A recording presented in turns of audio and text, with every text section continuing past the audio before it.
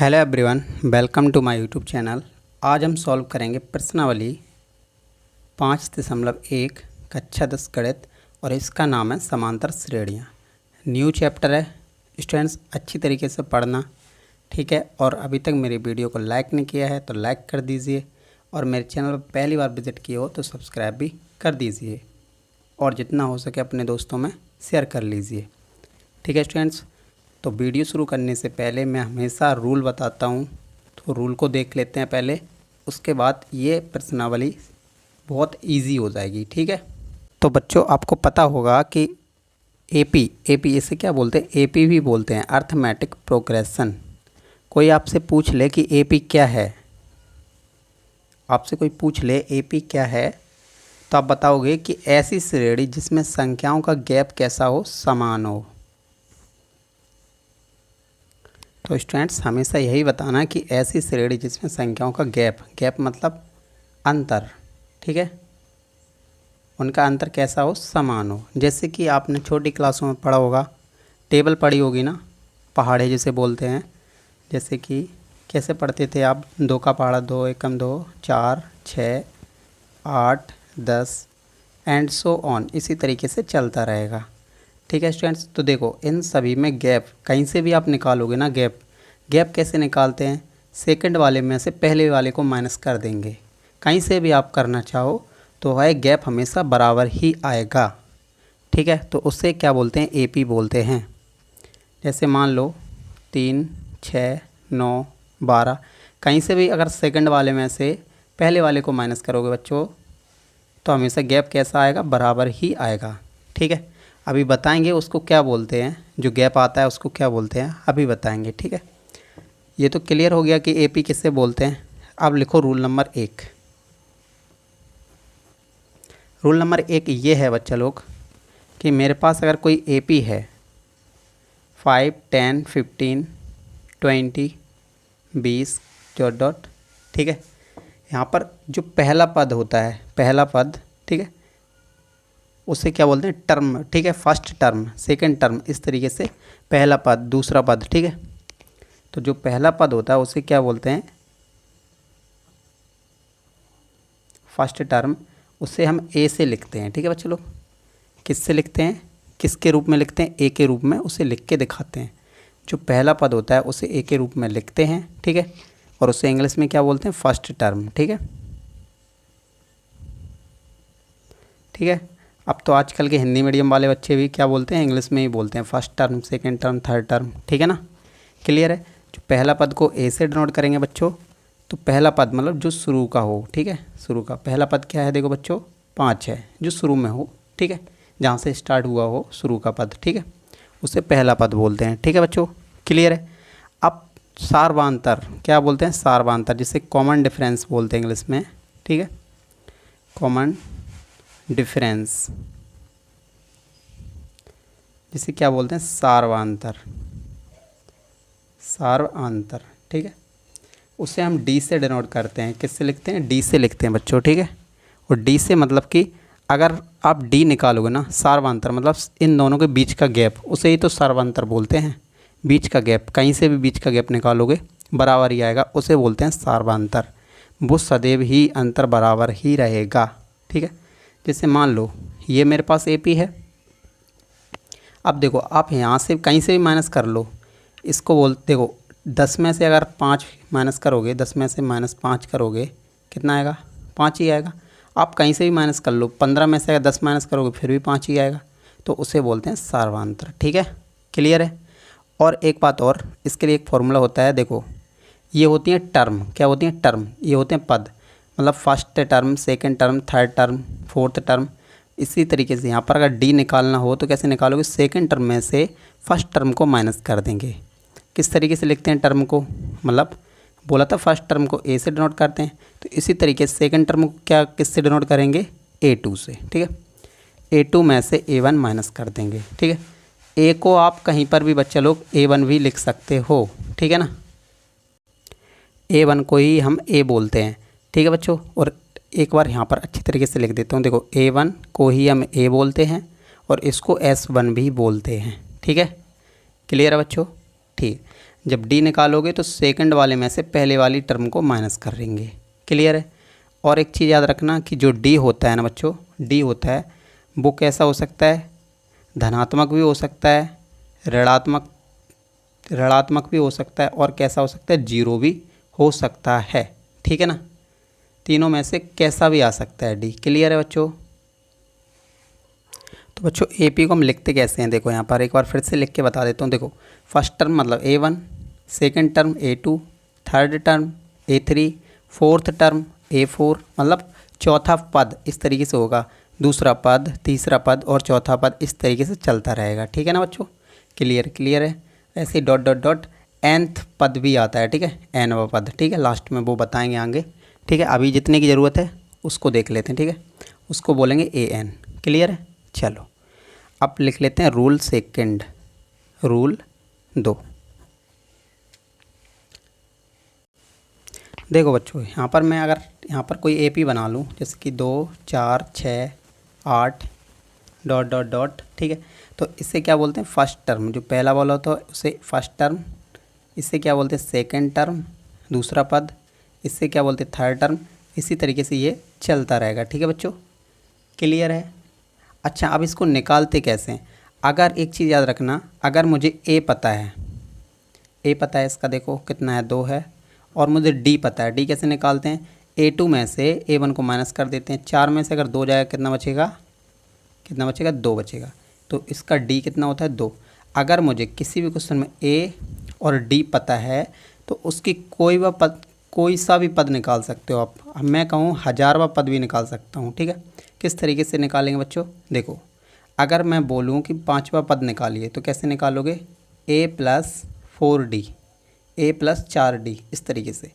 अगर मैं बोलूँ 6वां पद निकालो तो a की जगह पर a रहेगा, प्लस की जगह प्लस, 6 है, 6 से 1 कम कर दो, 5d। ठीक है, इनको और ऐसे भी लिख देते हैं कभी कभी।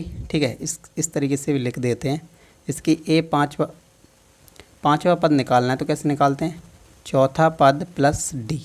ठीक है, ऐसे ही अगर 6वां पद निकालना हो तो 5वां पद प्लस d, इस तरीके से भी निकाल सकते हैं। ठीक है, तो कंफ्यूज नहीं होना है। ठीक है ना। अगर मैं इसका 10वां पद निकालूँ ना बच्चों लोग, 10वां पद कैसे निकालूंगा, 10वां पद निकालने के लिए क्या करूँगा, a प्लस, यहाँ पर देखो 10 है ना, 10 से 1 कम कर देंगे, 9d। ठीक है, अब मेरे पास a है ही और d है ही, तो रख देते हैं वैल्यू, a की जगह पर a, 9 की जगह पर 9, यहाँ पर कोई साइन नहीं होता तो गुणा लगाते हैं, d की जगह पर कितना बच्चों, 2 है। ठीक है ना, समझ में आ रहा है ना, क्लियर है। चलो तो देखो 2 की जगह पर 2 और 2 में कितना होता है 18, तो इसका 10वां पद कितना होगा, 20 होगा। ठीक है, 18 और 2 कितना होता है, 20। तो देखो 2 का पहाड़ा अगर 10 बार पढ़ोगे तो 20 ही आएगा। क्लियर है, समझ में आया बच्चों। ठीक है ना, तो चलते हैं क्वेश्चंस पर। तो स्टूडेंट्स प्रश्नावली 5.1 का पहला प्रश्न क्या बोल रहा है कि निम्नलिखित स्थितियों में से किन स्थितियों में संबद्ध संख्याओं की सूची एपी है। और एपी निकालने के लिए मैंने बताया था सबसे पहले डी निकाल लेते हैं। ठीक है, नहीं पता हो तो याद रखना हमेशा कि डी पहले देख लेते हैं। ठीक है, कहीं से भी डी, 2 डी चाहिए कम से कम। ठीक है, डी निकालेंगे, अगर डी बराबर होंगे तो क्या होगा, एपी होगा।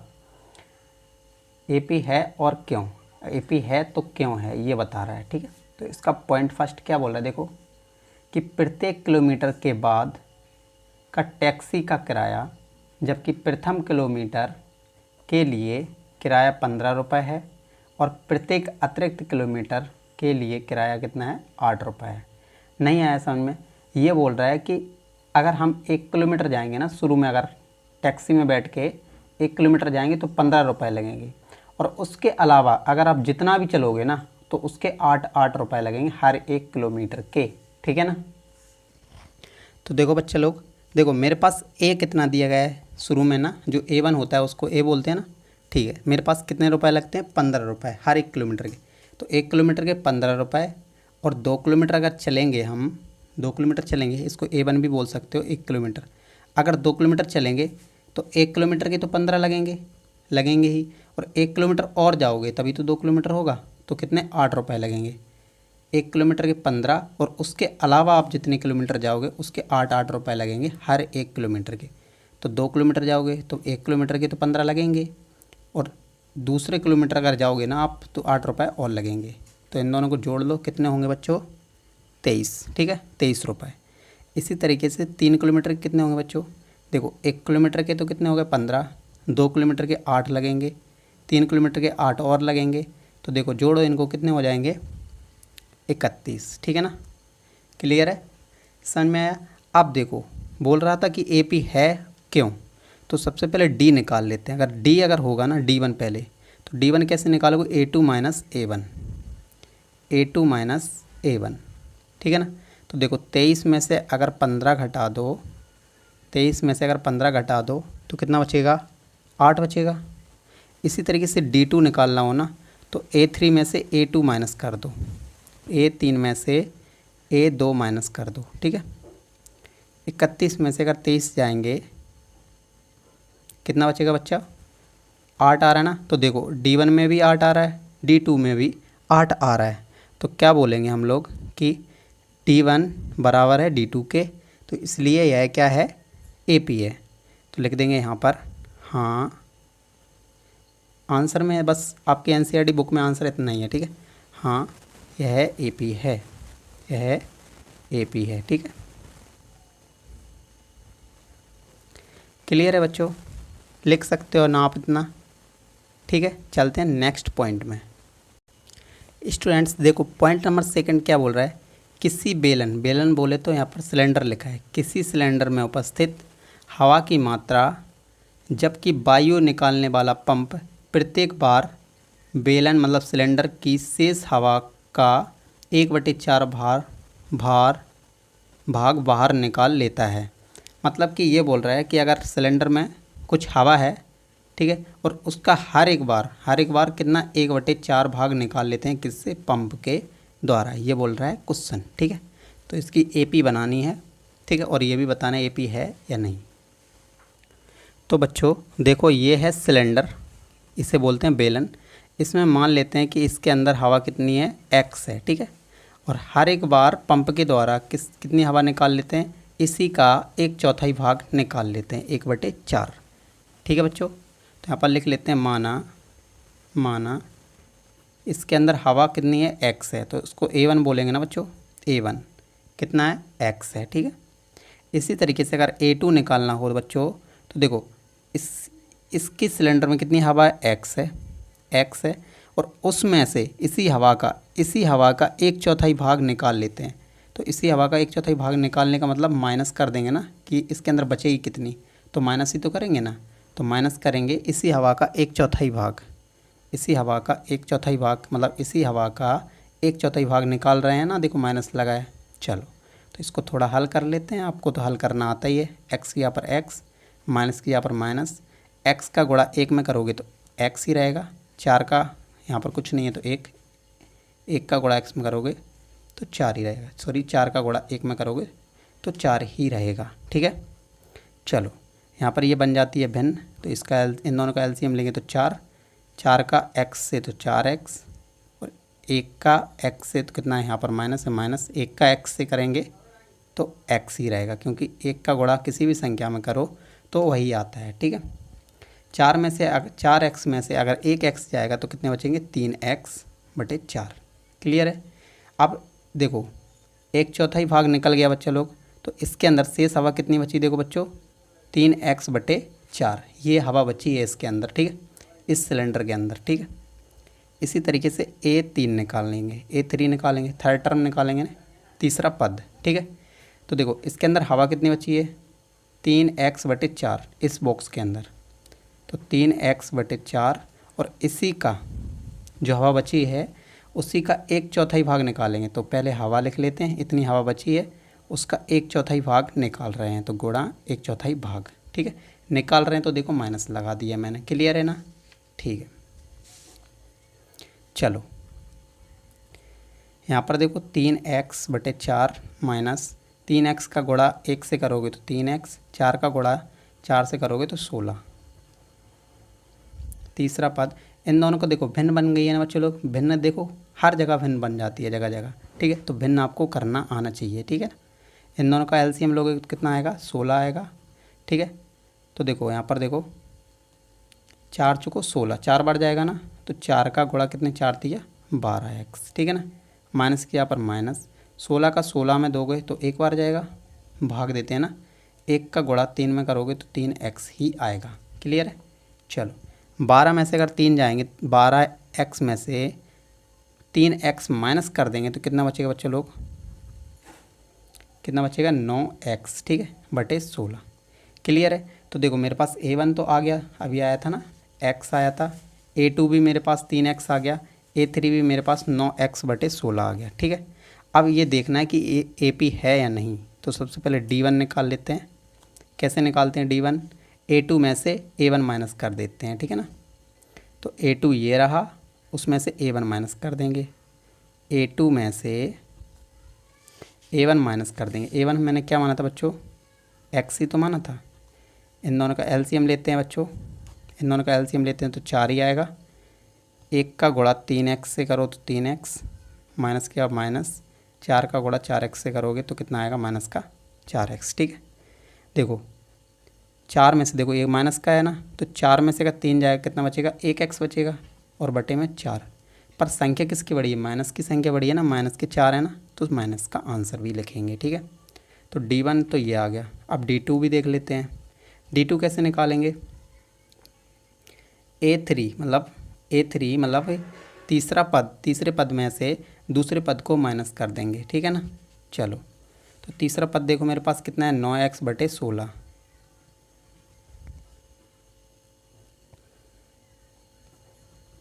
उसमें से माइनस करेंगे दूसरा पद। दूसरा पद मेरे पास कितना दिया गया है, 3x बटे 4, ठीक है। इन दोनों का एलसीएम ले लेते हैं बच्चों, देखो भिन्न बन गई है ना, तो इन दोनों का एलसीएम ले लेते हैं। तो इन दोनों का एलसीएम कितना आएगा, 16 आएगा। 16 का 16 में भाग देंगे तो 1 बार जाएगा, और 1 का गुणा 9 में करेंगे तो कितना आएगा, 9x ही आएगा। माइनस की जगह माइनस लगा लिया। 4 का भाग 16 में देंगे तो 4 बार जाएगा, 4 चौको 16, और 4 का गुणा इसमें करो, 4 तिया 12, ठीक है। अब देखो 12 में से अगर 9 घटाओगे तो कितना बचेगा बच्चों, 3 बचेगा ना, 3x बटे 16। अब देखो यहाँ पर संख्या किसकी बड़ी थी, माइनस की संख्या बड़ी थी, प्लस की संख्या छोटी थी। तो देखो माइनस, जिसकी संख्या बड़ी हो उसी का साइन आता है, ठीक है। माइनस की संख्या बड़ी है तो माइनस का साइन लगा दिया। 12 में से 9 घटाओगे तो 3x बचेगा बटे 16। तो देखो D1 मेरा माइनस का x बटे 4 आ रहा है, और D2 मेरा कितना आ रहा है, देखो माइनस का 3x बटे 16। तो ये दोनों बराबर नहीं है ना बच्चों लोग, तो यहाँ पर लिख देंगे D1 बराबर नहीं है D2 के, ठीक है। तो यहाँ पर लिखेंगे नहीं, आंसर में बस इतना ही नहीं, यह AP नहीं है, ठीक है। क्लियर है बच्चों, इतना ही छोड़ देंगे एग्ज़ाम में। क्लियर है बच्चों, समझ में आया। चलते हैं पॉइंट 3 पर। पॉइंट नंबर 3 क्या बोल रहा है बच्चों, प्रत्येक मीटर की खुदाई के बाद आगे बोल रहा है, एक कुआं खोदने में आई लागत, एक कुआं खोदते हैं उसमें कुछ लागत लगती है, जबकि प्रथम मीटर खुदाई की लागत, मतलब 1 मीटर जब मैंने खोदा तो 150 रुपये लगे, ठीक है। और बाद में प्रत्येक मीटर खुदाई की लागत 50 रुपये बढ़ती जाती है, मतलब कि 1 मीटर मैंने खोदा तो 150 रुपये, अब उसके बाद 50, जितना मीटर खोदोगे ना उसके 50 रुपये ही लगेंगे, ठीक है बच्चों। तो देखो बच्चों यहाँ पर देखो A1 मेरे पास कितना था, 150 रुपये, ठीक है ना। A1 मेरे पास कितना था, मतलब पहला पद कितना था, 150। इसी तरीके से मेरे पास दूसरा पद, जब मैं 2 मीटर खोदूँगा तो देखो 1 मीटर का तो 150 रुपये लगे ही थे, और 2 मीटर खोदोगे तो 50 रुपये और लगेंगे ना, ठीक है। तो कितने रुपए हो गए बच्चों, ये दोनों हो गए, जोड़ेंगे तो 200। इसी तरीके से अगर तीसरा पद निकालोगे तो देखो मतलब 3 मीटर खोदोगे तो कितने रुपए लगेंगे, तो देखो 1 मीटर के कितने 150, 2 मीटर के 50 लगेंगे, और तीसरे मीटर के भी 50 लगेंगे। मतलब शुरू में 150, उसके बाद 50 ही चलते रहेंगे जितने मीटर आप खोदोगे उस कुएँ को, ठीक है ना। तो इन सभी को जोड़ो, कितना आएगा बच्चों, 250 रुपये हो जाएगा ना। क्लियर है। चलो अब मैंने कैसे निकालना है, D1 कैसे निकालते हैं, A2 में से A1 को माइनस कर दो, A2 में से A1 को माइनस कर दो। दूसरे पद में से पहले पद को माइनस कर दो। तो दूसरा पद क्या है मेरे पास 200 है, यहाँ पर लिखना चाहो तो लिख लो, ठीक है। और नहीं चाहो तो आप डायरेक्ट भी कर सकते हो, इसके नंबर नहीं कटते हैं, ठीक है। 200 में से अगर मैं 150 घटा दूँ कितना बचेगा बच्चों, 50 बचेगा। इसी तरीके से D2 निकालूँ मैं तो क्या करूँगा, A3 मतलब A3 में से A2 को माइनस कर दूँगा, तीसरे पद में से दूसरे पद को माइनस कर देंगे, ठीक है। तो तीसरा पद मेरे पास कितना है 250 में से माइनस कर देंगे दूसरा पद, ठीक है। कितना आ रहा है बच्चों, इन दोनों को देखो 250 में से अगर 200 जाएगा कितना बचेगा बच्चों, 50 ही आएगा, ठीक है। तो देखो AP देखो बराबर बराबर आ रहा ना, तो D1 में भी देखो 50, D2 में भी 50, तो क्या लिख देंगे D1 बराबर है D2 के, ठीक है। तो क्या लिख देंगे, हाँ, ठीक है, हाँ यह AP है, यह AP है, ठीक है बच्चों, क्लियर है। चलते हैं नेक्स्ट पॉइंट में। स्टूडेंट्स पॉइंट नंबर 4 क्या बोल रहा है, खाते में प्रत्येक वर्ष का मिश्र धन, ठीक है। आगे देखो, आगे क्या बोल रहा है कि जबकि 10,000 रुपये की राशि 8% वार्षिक की दर से चक्रवृद्धि ब्याज पर जमा की जाती है, ठीक है। मतलब कि आप बैंक में जाते हो, आपने 10,000 रुपये बैंक वाले को दे दिए कि भैया मेरे अकाउंट में ये 10,000 रुपये डाल दो। तो बैंक वाला कहता है कि भाई आपने ये 10,000 रुपये दिए, ठीक है, उसका आपको 8% हर साल मिलता रहेगा, उसका 8% आपको हर साल मिलता रहेगा, आपके अकाउंट में आता रहेगा, ठीक है। तो ये वो आपको बनाना है इसका AP, तो बना लोगे ना AP, ठीक है। नहीं आ रहा है तो मैं बना रहा हूँ, ठीक है। तो देखो बच्चों, जो मेरे पास A1 है, शुरू में उसने 10,000 रुपये अपने अकाउंट में डलवा लिए, ठीक है। अब जब A2 निकालोगे, मतलब दूसरी वर्ष, पहले वर्ष तो इतना हो गया, ठीक है, दूसरी वर्ष जब आप जाओगे तो 10,000 रुपये तो आपके थे ही, 10,000 रुपये थे, और 10,000 रुपये का 8% आपको मिलेगा, 10,000 रुपये का 8%, तो परसेंट निकालना आता है, 10,000 का 8%, तो का 8%, 8/100 हो जाएगा, ठीक है। 0 से 0 काट दो, 2, क्लियर है। तो A2 मेरे पास कितना हो जाएगा बच्चों, 10,000 तो ये रहा, ठीक है। देखो 8 का गुणा 100 में करोगे तो कितना हो जाएगा 800, तो मेरे पास इन दोनों को जोड़ेंगे तो A2 मेरे पास कितना हो जाएगा 10,800, ठीक है। कितना हो जाएगा 10,800। इसी तरीके से मेरे अकाउंट में तीसरी साल कितने रुपए आ जाएंगे, देखो मैंने 10,000 रुपये तो दिए ही थे, ठीक है। सॉरी बच्चों, देखो मेरे पास अभी देखो मेरे अकाउंट में कितने रुपए हैं, 10,800 मेरे बैंक से मिले ना, 800 रुपये मेरे बैंक से मिले, तो मेरे पास अभी मेरे पास कितनी राशि है 10,800 है ना। अब इसी का 8% निकालेंगे ना, मेरे अकाउंट में जितने रुपए होंगे उसी का तो निकालेंगे, ठीक है। तो 10,800 ये रहा मेरे पास। अब 10,800 का कितना परसेंट बच्चों, 8%, तो 10,800 का 8% कितना होगा, देखो 2 0 से 2 0 कट जाएगा, क्लियर है। चलो A3 10,800 ये रहा, 8 अट्ठे कितना होता है 16 हो, 8 अट्ठे 64 होता है, और 8 एकम 8 होता है, ठीक है। इन दोनों को जोड़ लो बच्चा, कितना आएगा देखो, 4 को 0 में जोड़ोगे तो 4 ही, 6 को 0 में तो 6, 8 को 8 से जोड़ोगे तो 16, ठीक है, और एक ये 11,664 रुपये आपके अकाउंट में हो जाएंगे तीसरी साल, ठीक है बच्चों। अब ये देखना है कि ये AP है या नहीं, ठीक है। तो सबसे पहले क्या करते हैं हम लोग, D1 निकालते हैं। D1 कैसे निकालेंगे, A2 में से A1 को माइनस कर देते हैं, A2 में से A1 को माइनस कर देते हैं, A2 में से A1 को माइनस कर देते हैं, ठीक है। 10,800 में से 10,000 रुपये माइनस कर देते हैं बच्चों। तो 10,800 में से 10,000 रुपये माइनस करोगे तो कितने बचेंगे 800 रुपये, ठीक है ना। इसी तरीके से हम D2 निकालेंगे। D2 निकालने के लिए क्या करते हैं, A3 में से A2 माइनस कर देंगे, मतलब तीसरे पद में से दूसरे पद को माइनस कर देते हैं ना, तीसरे पद में से दूसरे पद को माइनस कर देते हैं। तीसरा पद मेरे पास कितना है 11,664 में से माइनस कर देंगे दूसरा पद, कितना है 10,800, ठीक है। देखो 4 में से 0 जाएगा तो 4 ही रहेगा, 6 में से 0 जाएगा तो 6, देखो यहाँ पर कितना है देखो 6 है, तो 6 में से 8 तो जाने वाला है नहीं। यहाँ पर कितना 1 ले लेंगे 16, 16 में से 8 जाएगा, कितना बचेगा बच्चों 8 ही बचेगा। तो यहाँ पर 10 और 10 में 10 जाएगा तो 0। तो देखो मेरे पास D1 800 हो गया, D2 मेरे पास 864 रुपये हो गया। ठीक है बच्चों, तो ये बराबर है क्या, नहीं है ना। तो यहाँ पर क्रॉस लगा देंगे, D1 बराबर नहीं है D2 के, तो इसलिए क्या नहीं है, यह है AP नहीं है। तो नहीं, आंसर में इतना ही है आपका, नहीं यह AP नहीं है। ठीक है, AP नहीं है। और रीज़न भी पता चल गया किस लिए नहीं है, क्योंकि D1 बराबर नहीं है D2 के। ठीक है बच्चों, ये पहले क्वेश्चन के सभी क्वेश्चन थोड़े डिफ़िकल्ट लगते होंगे, पर इसके बाद जितने भी क्वेश्चन आएंगे सभी सिंपल हैं। ठीक है, तो स्टूडेंट्स देखो क्वेश्चन नंबर 2 क्या बोल रहा है, दी हुई AP के प्रथम 4 पद लिखिए। पहले 4 पद निकालने हैं, जबकि प्रथम पद A और सार्वधातुक D है, D निम्नलिखित है। ठीक है, मतलब कि A और मेरे पास D दिया गया है और पहले से मुझे 4 पद निकालने हैं, ठीक है, मैंने बोला था A और D पता हो बच्चे लोग, आप कितने भी पद निकाल सकते हो। ठीक है, तो बच्चे लोग ये मेरे पास क्वेश्चन दिया गया था, A और D दिया गया है, इसके मुझे पहले से 4 पद निकालने हैं। तो कैसे निकालोगे, देखो पहला पद को A1, दूसरे पद को A2, तीसरे पद को A3, चौथे पद को A4। ठीक है, ऐसे ही लिखते हैं ना। तो A1 A के बराबर होता है ना बच्चे लोग, तो A1 मेरे पास दिया गया है। ठीक है, दूसरा पद कैसे लिखोगे आप निकालने के लिए, दूसरा पद निकालने के लिए क्या लिखोगे, A प्लस D, ऐसे तो लिखते हैं ना, A प्लस D, मतलब A2 से जो D होगा 1 कम कर देते हैं ना।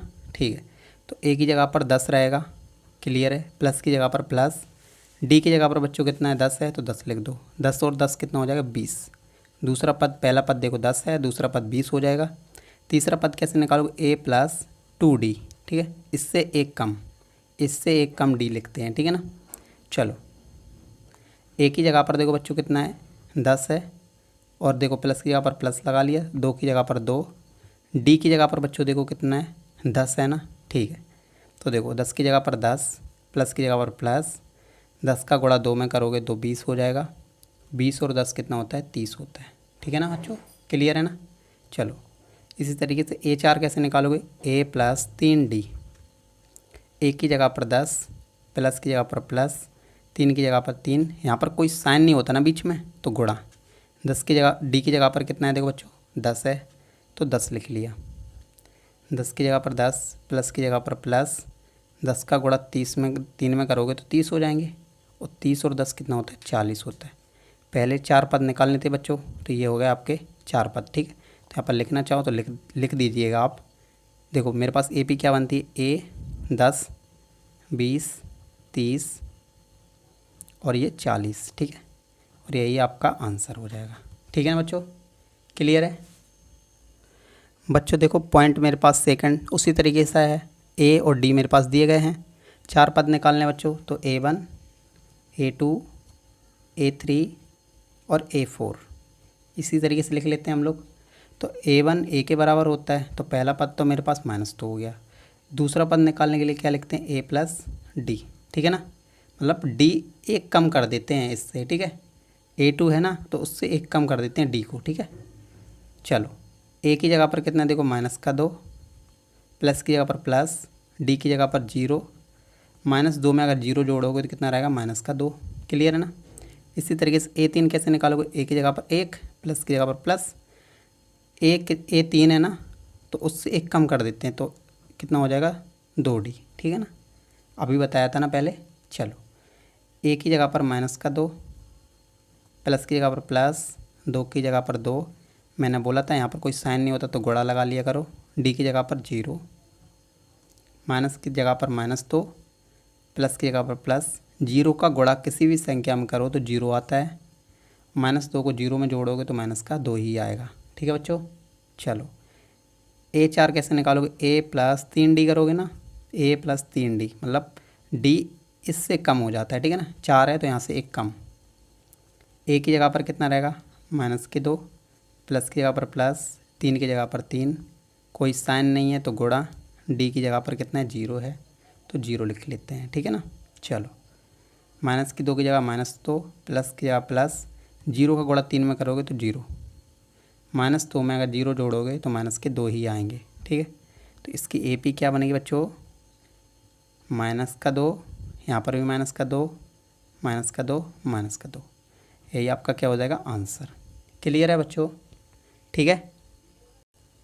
पॉइंट नंबर 3 भी उसी तरीके का है बच्चों। कैसे लिखेंगे यहाँ पर, आप लिखना चाहो तो यहाँ पर लिख दिया करो हल। ठीक है, पहले यहाँ पर लिख लिया करो। ठीक है, हल मैं नहीं लिखता हूँ, आप लिख लिया करो। ठीक है, A1, A2, A3 और A4, 4 पद ही तक निकालना है मुझे, तो 4 पद लिख लिए मैंने। चलो, A1 A के बराबर होता है। चलो, A2 कैसे लिखेंगे, A प्लस D लिखते हैं ना।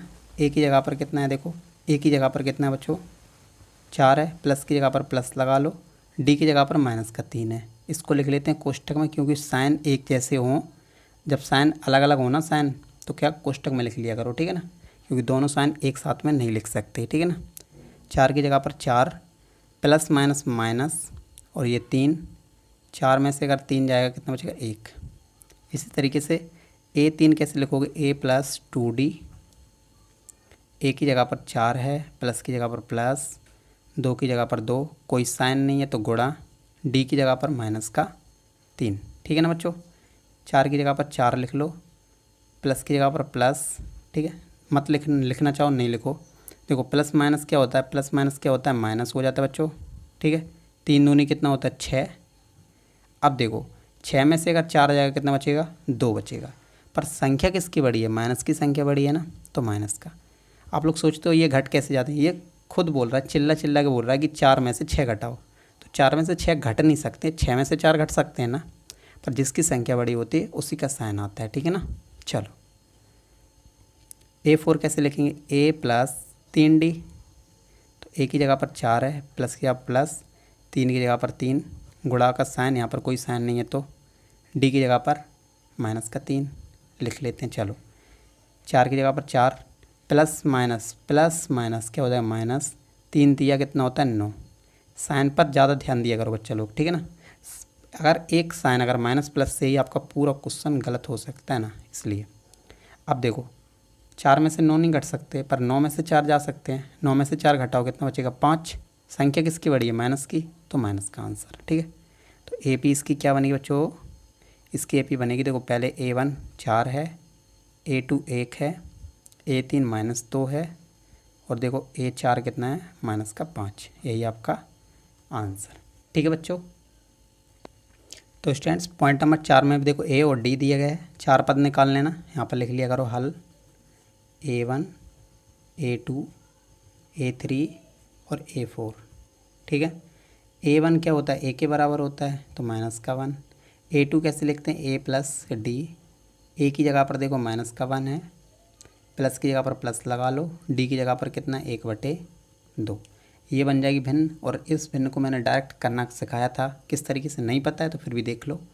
देखो यहाँ पर जो बटे में हो उसको लिख लो। ठीक है, 2 का गुणा 1 में करो, 2 1 कम 2, पर माइनस का 2 है ना, तो -2, प्लस के यहाँ पर प्लस लगा लो और 1 लिख लो। ठीक है ना, अब देखो -2 में से 1 जाएगा कितना बचेगा, 1 बचेगा, और यहाँ पर देखो माइनस का है तो माइनस लगा लो, क्योंकि संख्या बड़ी है माइनस की, बटे में 2। क्लियर, आप करना चाहो इस तरीके से भी कर सकते हो, इसके नीचे 1 मान लो, यही आएगा। ठीक है, इन दोनों के एलसीएम लोगे 2, 1 का भाग 2 में दोगे तो -2 आएगा। ठीक है, इसी तरीके से। ठीक है, चलो A3 कैसे निकालोगे, A प्लस 2D, A की जगह पर कितना है देखो बच्चों, -1 है, प्लस की जगह पर प्लस, 2 की जगह पर 2 लिख लो, और D यहाँ पर कोई साइन नहीं है तो गुणा लगा लिया, D की जगह पर कितना, 1/2, 2 से 2 काट दो बच्चों, माइनस की जगह पर -1, प्लस की जगह पर प्लस, और यहाँ पर कितना बचता है, 1।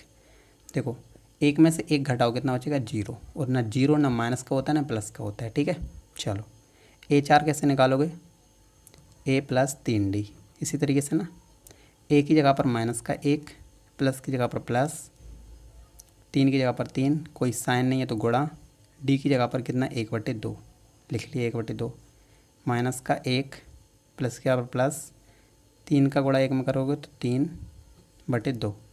यहाँ पर भिन्न बना लो, एलसीएम आएगा इन दोनों का कितना आएगा, 2 आएगा।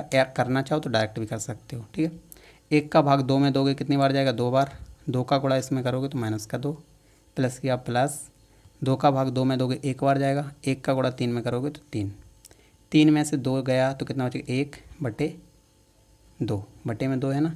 देखो संख्या किसकी बड़ी थी, प्लस की, तो प्लस का आंसर आया ना, प्लस का 1, ठीक है ना।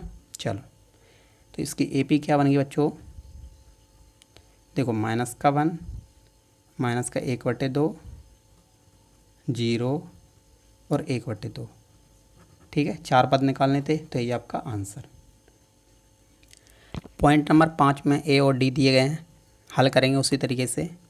क्या लिखें, A1, A2, A3 और A4, ठीक है बच्चों। A1 किसके बराबर होता है, A के बराबर होता है, तो माइनस का 1.25। A2 कैसे निकालोगे, A प्लस D, ठीक है ना। A की जगह पर कितना है A की जगह पर कितना है, माइनस का 1.25, ठीक है। माइनस की जगह प्लस की जगह प्लस लगा लो, ठीक है। D की जगह पर क्या है, देखो माइनस का 0.25। अब देखो बच्चों यहाँ पर देखो माइनस का 1.25 ये है, माइनस प्लस क्या होता है, देखो माइनस ही होता है, और यहाँ पर कितना आ रहा है 0.25। अगर संख्या दोनों माइनस माइनस की है ना तो जुड़ जाती हैं, आंसर किसका आता है, माइनस का। तो पहले आंसर में पहले लगा लेते हैं माइनस। देखो 5 5 कितना हो गया 10, 0 हो गया, 2 2 4, 4 1 5, ठीक है ना बच्चों, क्लियर है। पॉइंट की जगह पर पॉइंट लगा लो, 0 में 1 जोड़ोगे कितना आएगा, 1 ही आएगा, ठीक है बच्चों, कर सकते हो आप, क्लियर है। इसी तरीके से A3 कैसे निकालोगे, A प्लस 2D। A की जगह पर माइनस का 1.25, प्लस की जगह पर प्लस, 2 की जगह पर 2, यहाँ पर देखो D की जगह पर कितना है, माइनस का 0.25, ठीक है। यहाँ पर देखो माइनस का 1.25 प्लस, यहाँ पर माइनस की कर लो डायरेक्ट, देखो माइनस प्लस क्या हो जाएगा माइनस, ठीक है। अगर इसका गुणा इसमें करोगे तो कितना आएगा 0.50, ठीक है। और इन दोनों को जोड़ोगे बच्चे लोग, देखो माइनस माइनस में है ना दोनों, तो आंसर किसका आएगा, माइनस का। 0 में 5 जोड़ोगे तो 5, 5 में 2 जोड़ोगे तो 7, 2 संख्या के बाद पॉइंट लगा लिया, 1 में 0 जोड़ोगे तो 1 ही रहेगा, ठीक है, क्लियर है। ये तो जोड़ना घटाना तो आता ही होगा ना, नहीं आता है तो इसमें बगल में करके देख लो आप ज़रा, ठीक है। एक बता ही दे रहा हूँ लास्ट वाला, ठीक है। A4 को कैसे लिखो, A प्लस 3D। A की जगह पर माइनस का 1.25, प्लस की जगह पर प्लस, 3 की जगह पर 3, कोई साइन नहीं है तो गुणा, ठीक है ना। D की जगह पर क्या लिखेंगे, बच्चे लोग, माइनस का 0.25, ठीक है ना। चलो बता ही दे रहा हूँ, देखो माइनस की जगह पर माइनस लिख लो 1.25, प्लस, देखो माइनस प्लस क्या हो गया, देखो माइनस प्लस गुणा में क्या होता है, माइनस हो जाता है। 3 का गुणा इसमें करो, 3 का गुणा तो कर लोगे ना, तो कितना आएगा 0.75, ठीक है। अब इन दोनों को जोड़ते कैसे हैं, देखो मैं बता ही दे रहा हूँ यहीं पर, ठीक है। यहाँ पर देखो आंसर किस में आएगा, देखो बच्चों इसका, इन दोनों का किस में आंसर आएगा, देखो माइनस माइनस में ना दोनों, तो जुड़ जाते हैं, पर आंसर किस में आएगा, माइनस में ही, ठीक है। तो 1.25 ये लिख लो, ठीक है। पॉइंट के नीचे पॉइंट ही आएगा, पॉइंट के नीचे पॉइंट, 7 5 इस साइड है देखो, और इस साइड, इसके पॉइंट के साइड क्या है, 0 है। इन दोनों को जोड़ो ज़रा, 5 5 कितना हो गया 10, 7 2 9, 9 1 10, हासिल 1, ठीक है। 1 और 1 कितना हो जाएगा 2, और पॉइंट लगा दो बीच में, यहाँ पर पॉइंट की जगह पर पॉइंट, पॉइंट के बराबरी में पॉइंट, ठीक है ना बच्चों। तो यहाँ पर कितना आया 2.00, 2.00। यहाँ पर ये भी बोल सकते हैं कि 2.00, पॉइंट के बाद 0 हो तो कोई मतलब नहीं है उनका, ठीक है ना। तो AP क्या बनेगी बच्चों, इसकी AP बनेगी बच्चों, देखो A1 कितना था, माइनस का 1.25, A2 कितना था, माइनस का 1.50, A3 कितना था, माइनस का 1.75, और A4 कितना था, माइनस का 2.00, ठीक है। यही आपका रिक्वायर्ड आंसर है, ठीक है बच्चे लोग। 4 पद निकालने थे तो 4 पद निकाल लिए, ठीक है स्टूडेंट्स। वीडियो अच्छी लगी तो लाइक करिए और जितना हो सके सपोर्ट करिए, क्योंकि ये मेरा न्यू चैनल है, ठीक है। और जितने क्वेश्चन रह गए हैं उनको कराऊंगा सेकंड पार्ट में, ठीक है बच्चों, क्लियर है। मिलते हैं नेक्स्ट वीडियो में। और कमेंट ज़रूर करा करो, ये बॉक्स किस लिए है, देखने के लिए नहीं है ना बच्चों, ठीक है ना। कमेंट करा करो, ठीक है। वीडियो कैसी लगी है, अच्छी बुरी जैसी भी लगे कमेंट कर दिया करो, ठीक है ना। मिलते हैं नेक्स्ट वीडियो में। Thanks for watching.